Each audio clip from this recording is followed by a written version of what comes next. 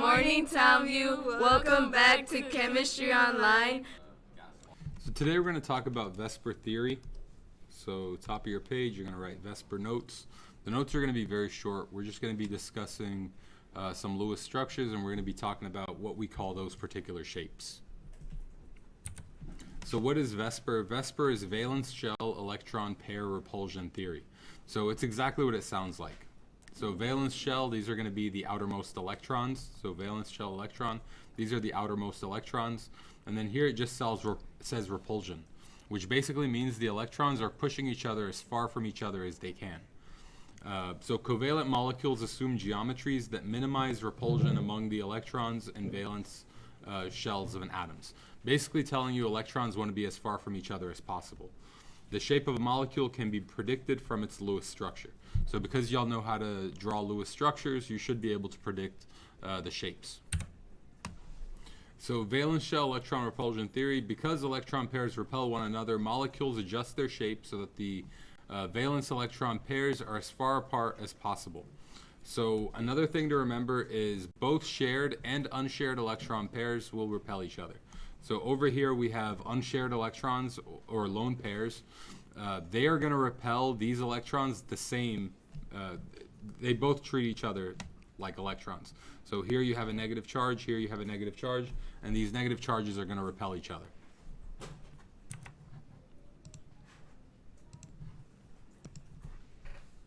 Alright, so both shared and unshared electron pairs will repel each other. Basically, the lone pairs and the bonded pairs are both sets of electrons, and because they're all negatively charged, they are going to repel each other, and they're just going to be as far from each other as possible. The assumption is electron pairs will be spaced out as far from each other as possible. Alright, so to start this lesson, we're just going to start by drawing out some Lewis structures. So the first one I want to draw is H2. So H2, first thing we want to do is count up its electrons, because everything we're doing right now is going to be covalently bonded. So H2 has a total of 2 electrons, and then we don't have a central atom here, so it's just going to be a hydrogen that's single bonded to another hydrogen. So we subtract 2, we just used up all of our electrons, so this is the Lewis structure for H2. So then we grab our molecule kits, and here's a hydrogen, and that's our H2 right there. We'll talk in a minute about what we call this shape, but we're just going to keep on going. So next up we have O2, and O2 has a total of 12 valence electrons, so each oxygen has 6. So it's going to be oxygen single bonded to another oxygen. We just used 2 electrons, so we have a total of 10 left. So 2, 4, 6, 8, and 10. Now, if we look at this oxygen, it has an octet and it's happy, but this oxygen right here only has 6, so it's not happy. What's the oxygen going to do? It's going to pull on these electrons and then create this double bond. So now both of the oxygens get to pretend like they have an octet. So here's what that one's going to look like. We have our oxygen and it's double bonded to another oxygen. Now this shape, even though it looks different from this, we actually call them the same shape. We'll discuss that in a minute. Alright, so next up we have N2. So nitrogen has a total of 5 electrons. So our total is going to be 10 electrons for both of them. And it's going to be 1 nitrogen single bonded to another nitrogen. We subtract 2, that leaves us with 8 valence electrons. So 2, 4, 6, and 8. Now looking at this nitrogen, it only has 4 electrons, so it's not happy. It's going to pull on these electrons, creating a double bond. But it's still not happy. Now it's only got 6. So it pulls on these electrons, and then it creates a triple bond. So now both nitrogens get to pretend like they have 8 valence electrons, and that one is going to look like this. So even though this shape also looks different, it's going to be the same as the 2 that we just discussed. Alright, our next example is CO2. So for CO2 we have carbon, which has a total of 4 valence electrons, and then we have oxygen, which is going to be 6 times 2, that's 12. So 12 plus 4, that's 16 valence electrons. We need to pick our central atom. Central atom is going to be carbon, and we're going to put an oxygen on both sides. We just used 4 electrons, so now we have 12 left. And then we start with the oxygens. 2, 4, 6, 8, 10, and 12. So both of the oxygens are happy, but the carbon is not. So the carbon right now, it only has 4 electrons. So what it's going to do is it's going to pull on these electrons, creating a double bond here. So now it's got 6 electrons. And then it pulls on these electrons here, forming a double bond. Bless you. And now you can see that everything has the octet and everything now is happy. Everything has all the electrons it needs. So that one is going to be this shape right here. So even though each one of these that I just showed you look different, they're all actually the same shape. So this shape we call linear. So anytime you have 2 atoms that are bonded to each other, anytime 2 atoms are bonded to each other, like H2 or O2 or N2, or even here where we have something like, well, we'll call this HCl. So these 2 atoms are bonded to each other. Anytime you have 2 atoms that are bonded to each other, that's going to be a linear shape. Over here, this is when we have 3 atoms that are bonded to each other. Anytime you have 3 atoms that are bonded to each other, but they don't have a lone pair, and usually this takes place when you have a double bond. So because we have double bonds here, there are no lone pairs. So anytime you have 3 atoms that are bonded to each other with no lone pairs, so because there are no lone pairs, this would also be considered linear. I'm not going to make you guys remember the bond angles. However, this is something you're going to have to learn if you do AP chemistry. But if you look at this, you can easily tell. So this is what a 90-degree angle would look like. This is 90 degrees. And then here's another 90 degrees. So that's a 100-degree angle. So total shared pairs, we have 2. So that's 1 and 2. And unshared pairs, that's the important part. There are no unshared electrons. So that's the first shape we always discuss, linear. And linear is going to be the most common. So most of the things that you see are going to be linear.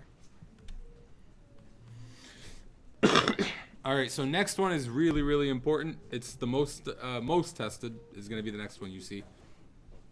So let's create a Lewis structure for H2O. So first we're going to count our electrons. So here we have 2. Here we have 6. We add these together.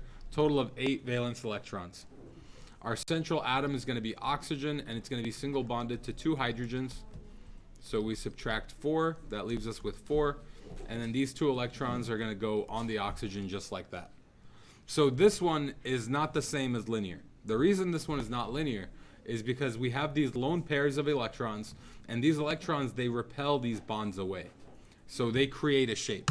Here's what it's going to look like. So you have your oxygen, and then here's one hydrogen, and then there's our other hydrogen.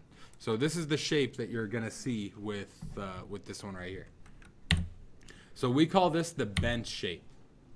So in the bent shape, you're going to have one thing bonded to 2 things, and it's not shown here, but you also have a lone pair of electrons. Minimum is 1 lone pair, but in the case of H2O, you have 2 lone pairs. And these lone pairs are actually what give it the bent shape. If the lone pairs weren't here, it would be linear just like before.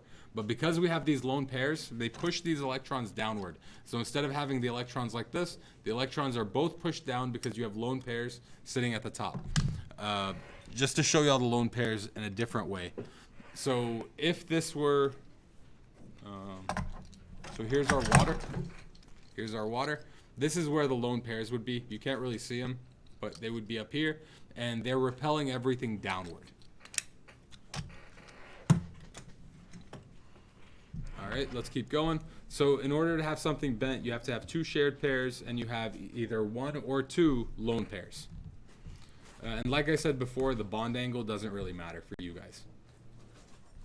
All right, next one I want y'all to do is BH3. So boron is an exception that we discussed earlier. So boron has a total of 3 valence electrons, and then hydrogens are 1 times 3, so also 3 valence electrons. We have a total of 6 here. Our central atom is going to be boron.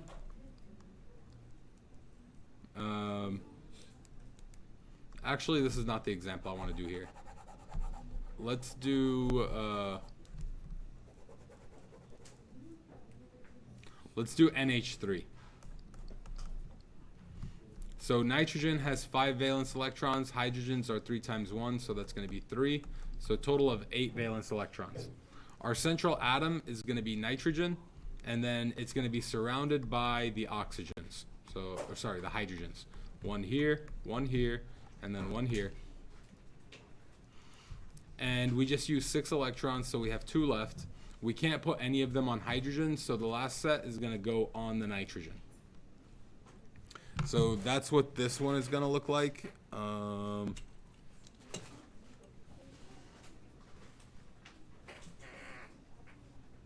right, so I don't have one, but I'll make one.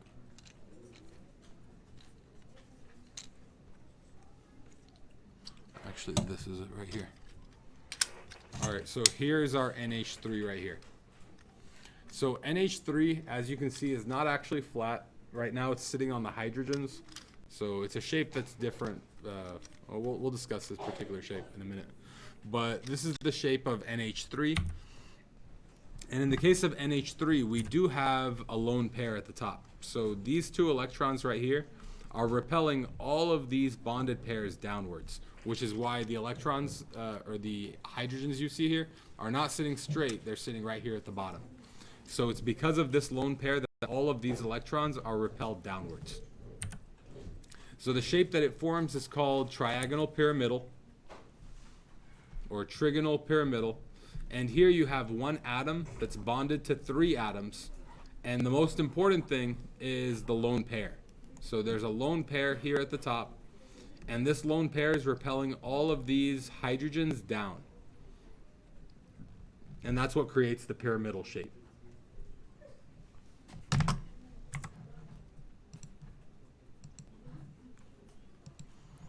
All right, let's keep moving. So this time I would like to do, let's see what comes next. All right, so this time we're going to do BH3.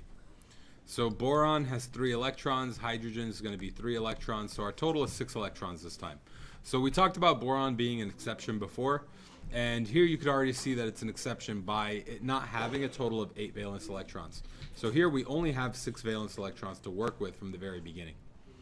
Our central atom is going to be boron, and then our hydrogens are going to be all around it. So hydrogen, hydrogen, hydrogen, and then we create single bonds, and we just used all 6 of our electrons. We have no electrons left. So this one is one of these exceptions. So here's what it looks like. This is often called a fidget spinner shaped molecule. And this one is not like the NH3. So the NH3, as you can see, the electrons are pushed downward. In this scenario here, we don't have a lone pair, so there's nothing to push these electrons down. So they just form this flat shape. And this shape we call the trigonal planar. So over here we had our trigonal pyramidal. So this one's a pyramid shape. And then here we have our trigonal planar, which is our fidget spinner shape. So again, bond angles do not matter for you guys. Just know you have one element that's bonded to 3, and you have no unshared electrons. You have 0 lone pairs. So all the electrons are in bonds, which is why it forms this planar shape. There are other things that also form this shape, but we're not going to discuss them. We're just going to discuss this one for now.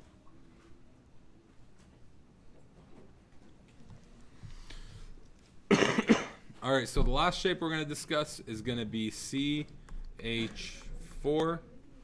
So carbon has a total of 4 electrons. Hydrogen is 1 times 4, so that's also 4.